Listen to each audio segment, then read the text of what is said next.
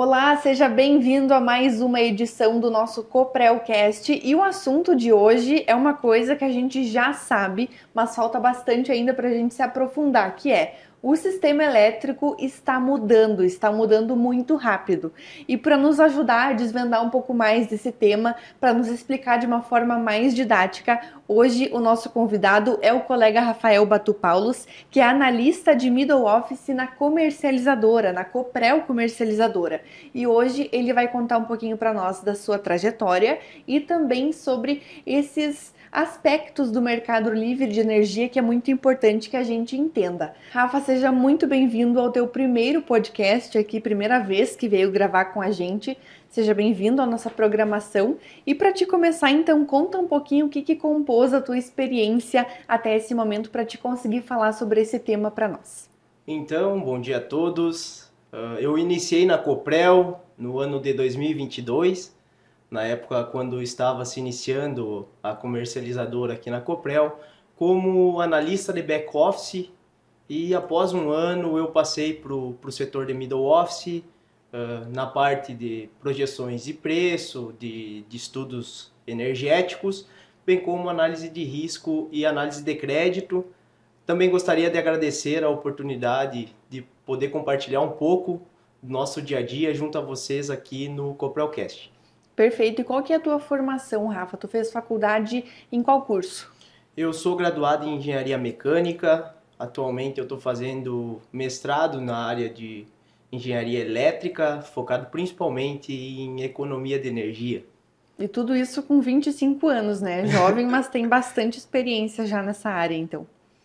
Mais ou menos, digamos que Tá sim. construindo, né? Tá Digamos que construindo. estamos construindo. Para a gente começar então, Rafa, o que configuram energias renováveis? Porque a gente está falando sobre os desafios de integrar essas energias renováveis no sistema elétrico e também as soluções para tornar a rede mais inteligente, mais flexível e mais eficiente. Então, contextualiza para nós o que são as energias renováveis. Energias renováveis, elas são caracterizadas por fontes de geração que não dependem de nenhum tipo de combustível ou de um bem escasso. Então, nesse caso, o vento é algo que tende a perdurar ou não tem escassez, da mesma forma que o sol, bem como a utilização dos recursos hídricos das nossas bacias. E um outro exemplo pode ser a biomassa, que é proveniente de plantas como cana e outros tipos. E a gente tem a impressão, quando a gente fala de energia renovável, que é uma questão muito esperançosa, parece que é a solução de tudo, mas também existem desafios para inserir essa energia renovável no sistema elétrico. Por que é um desafio? Por que tem dificuldades em inserir, em integrar essa energia renovável no nosso sistema? Se olharmos do ponto de vista histórico, nós temos dois tipos de desafios. Um primeiro, ele seria um desafio econômico, dado que as fontes renováveis, quando lançadas, elas se tratam de tecnologias novas, geralmente com baixa competitividade em preço frente às demais fontes de geração. Dado esse cenário, geralmente é necessário algum tipo de incentivo para aumento da tecnologia de produção, redução do custo de implementação e dessa forma podendo integrar essas energias.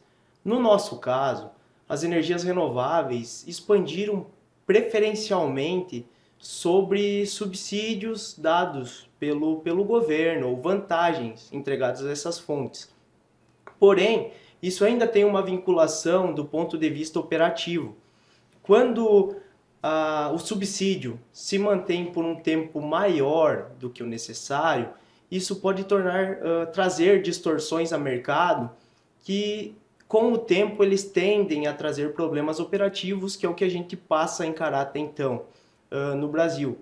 E do ponto de vista operativo, a gente, por mais que venda unicamente um ativo que é energia, cada tipo de fonte possui diferentes atributos. E com isso nós podemos classificar os atributos de geração de energia elétrica, neutralidade de emissões, flexibilidade, bem como a capacidade de despacho. E nisso que principalmente as fontes intermitentes acabam trazendo novas dificuldades e novas realidades para o sistema elétrico, dado a incapacidade de controlar e de flexibilizar a geração para que ela se aproxime da curva de carga. Tá certo. E o que que muda no sistema com a energia gerada pela fonte hídrica? Por exemplo, a Coprel tem muitas usinas e a nossa geração de energia elétrica é principalmente por fonte hídrica, né? Mas o que que muda da hídrica para fonte solar, para fonte eólica? O que que muda em cada uma? Do ponto de vista de consumo de energia, no mercado todas são vistas praticamente da mesma forma, como são remuneradas. Dado que 1 megawatt-hora de energia de hidro, de eólica ou de solar é o mesmo montante energético. A diferença ela se dá nos demais atributos necessários para a operação do sistema. Esses atributos que já seriam citados podem ser a despachabilidade dessa fonte, a capacidade de controle dessa fonte, bem como a flexibilidade. Ou seja, a fonte hidrelétrica entrega, dentre esses atributos, não só a energia, como também a neutralidade de emissões, como também a possibilidade de despacho e uma flexibilidade de operação muito grande, com grandes faixas de potências, com velocidade de entrada em operação, diferentemente das demais fontes citadas, como eólica e solar, que dependem da incidência de vento ou de radiação daquele momento em específico. A gente sabe que a energia solar, por exemplo, ela tem ali a sua capacidade de geração durante o dia, mas à noite ela cai bruscamente e é precisa ter uma condição ali que segure também, que dê conta daquela demanda noturna, né? Então, mesmo que o sol e o vento sejam fontes de energia limpas, também são consideradas variáveis porque não existe uma constante. A hídrica é considerada mais constante do que essas outras duas fontes? Nesse ponto de vista, a fonte hídrica ela é vista como uma fonte mais flexível, na qual consegue controlar a sua geração durante o dia, reduzir um pouco o montante em horários com excesso de energia, bem como entregar mais energia na ponta de carga. Certo. E por que que a gente não pode considerar que todas essas fontes renováveis sejam a solução para o sistema elétrico? Porque parece que estão à nossa disposição e a gente pode fazer o uso livre delas, né, também. Mas por conta dessa variabilidade, precisa sempre ter uma bateria, uma segurança por trás disso para garantir essa constância, digamos assim. Então, qual que é o desafio de gerir tudo isso, Rafa? Tendo essas diferenças de geração, mas também o sistema elétrico precisa ter essa segurança. Exato, então, até citando os sistemas de armazenamento, como exemplo, até mesmo a bateria ou hidrelétricas reversíveis, eles acabam sendo ativos muito complementares a fontes de geração intermitentes, dado que elas acrescentam ao sistema justamente os atributos que não são entregues pelas fontes intermitentes, que nesse caso são as capacidades de despacho e de controle, bem como a flexibilidade nos momentos de operação. Por isso, como uma fonte ela acaba sendo cortada ou acaba trazendo algum excesso de geração em determinados horários, pode-se utilizar das baterias para carregamento nos momentos que essas fontes estão com excesso de geração e transferência desses blocos de energia para horários onde a demanda é mais alta. Tá certo. E o que que significa flexibilidade na prática? A gente falou de tornar o sistema elétrico mais flexível, mais eficiente. O que que é essa flexibilidade no contexto da Coprel, por exemplo? A flexibilidade, ela se trata dos ativos presentes numa rede de transmissão, numa rede de distribuição. Então, ela se refere à capacidade que cada ativo tem de mudar sua potência de geração de uma hora para outra, a capacidade ou o tempo que ele precisa ficar ligado, no mínimo, ou o tempo que ele demora para começar a entregar energia. Então, cada ativo vai ter as suas características no âmbito de flexibilidade. podemos citar as usinas hidrelétricas, que são vistas como uma das mais flexíveis, dada que podem entrar em operação em pouco tempo, conseguem fazer uma rampa de entrada de potência também bastante elevada, tendo só algumas limitações quanto a vazões e quanto a defluências das bacias, porque mecanicamente não existem esses tipos de restrições ou são bem menores. E também podemos observar a falta desse tipo de capacidade de controle em qualquer fonte intermitente, que acaba trazendo desafios à operação, que é algo que a gente acaba verificando hoje em dia no mercado brasileiro. Então, é praticamente disso que se refere, o quanto que eu posso adaptar da geração de uma fonte de energia ou de um ativo da rede, podendo ser um sistema de armazenamento, uma bateria e entre outros. Perfeito. E um dos aspectos que você também me contextualizou quando a gente decidia essa pauta do podcast foi o curtailment. Não tenho certeza se assim se pronuncia, se meu inglês está correto, mas é curtailment. O que é, em termos simples, esse termo?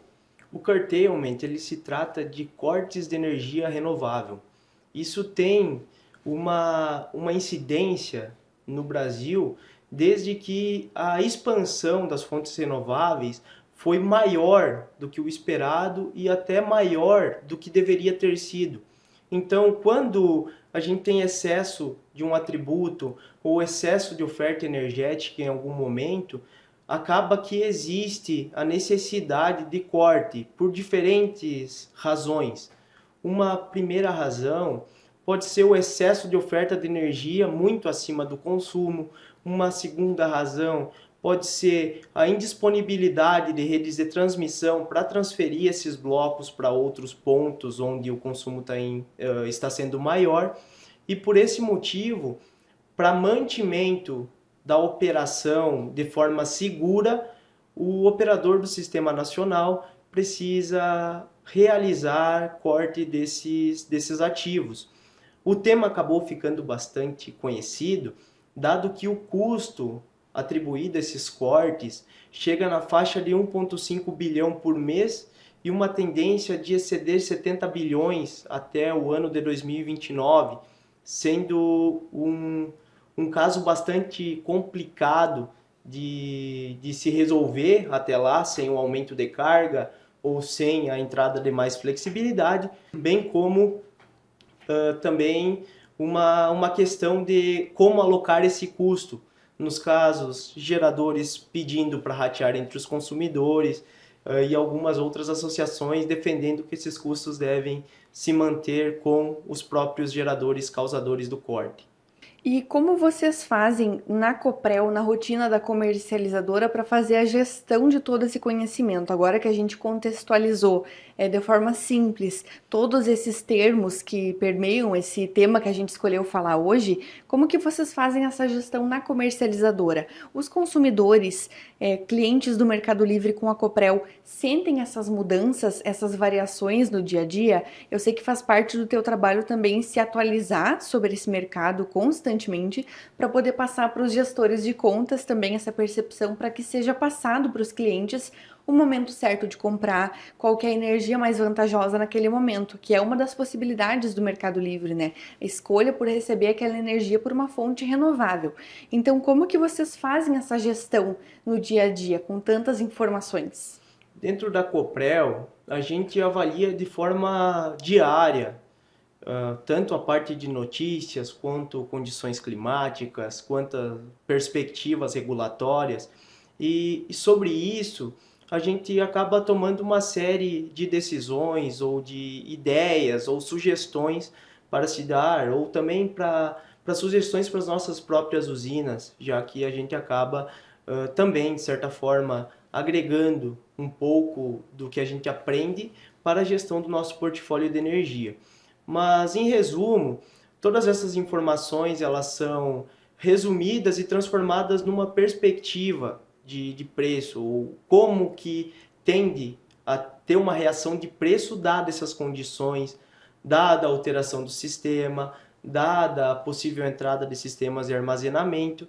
Então, todo esse volume de informação a gente acaba unindo e analisando de forma conjunta para tentar passar o feedback ou uma projeção mais precisa possível para o nosso cliente, bem como para tomar as melhores decisões possíveis dentro das situações para o nosso portfólio de usina e também para o portfólio da Coprel Comercializadora. Isso seja um desafio, mas também uma oportunidade para nós como cooperativa, porque a cooperativa ela já tem esse diferencial de ser um negócio, um modelo de negócio mais próximo, que oferece essa proximidade, esse relacionamento diferente com o seu cliente, com o seu cooperante. Então, imagino o quão desafiador deve ser concentrar todas essas informações para um cliente que tem um interesse ali em comum com a Coprel, mas que ao mesmo tempo ele não entende de todo esse cenário e vocês têm que traduzir tudo isso para ele também, né? Então, imagino o quanto todo esse estudo que vocês fazem também exige um compromisso com aquele cliente, com aquele cooperante, para traduzir todas essas informações de maneira simples, para que ele tome também uma decisão certa, né, um investimento certeiro junto à comercializadora, né, que é uma coisa que a gente sempre reforça muito na nossa comunicação. E o que a gente pode esperar, Rafael, do futuro da energia limpa no Brasil, frente a tudo isso que a gente falou? A gente sabe que a gente está acostumado a fazer previsões com muita frequência, mas que tudo pode mudar no próximo ano, imagina daqui a 5 anos. Mas num futuro próximo, o que a gente pode esperar desse futuro da flexibilidade da energia, dessa mudança de mercado? Temos uma série de expectativas bastante promissoras nesse âmbito. Primeiramente pensando que hoje já existem uma série de iniciativas de regulação para aumento da flexibilidade ofertada, para a tentativa de viabilização das baterias e dos sistemas de armazenamento, tendo uma projeção de um primeiro leilão já para abril de 2026, focando em sistemas de armazenamento. Então, nesse ponto de vista, nós temos uma projeção bastante otimista, dado que o sistema já vem pensando, ou os reguladores já vêm pensando em como ofertar mais flexibilidade para a operação da rede. Também temos uma série de exemplos dando certo mundo afora, mercados internacionais trabalhando com viabilização de sistemas de armazenamento somente pelo sinal de preços, sem necessidade de leilão. E a nossa perspectiva a médio prazo é que o Brasil também tome por essa direção de trazer um sinal de preço mais efetivo, de forma que unicamente pelo sinal de preço já se viabilize os ativos dos quais a rede mais necessita, os atributos que a rede mais precisa. E para a gente se encaminhar para a nossa finalização, a gente tem uma conclusão, então, Rafa. Depois de tudo isso que a gente conversou, gerar energia limpa é só produzir mais ou também aprender a usar melhor? Acho que com certeza é aprender a usar melhor esses recursos que a gente tem disponíveis, né? Exatamente, eu acredito que o aprendizado desse uso, a entrega de novos atributos, a rede, a inclusão de flexibilidade, a inclusão de mais dados, de uma operação mais inteligente, é muito necessário quando se acrescenta mais ativos intermitentes e quando se acrescenta maior variabilidade para a nossa operação.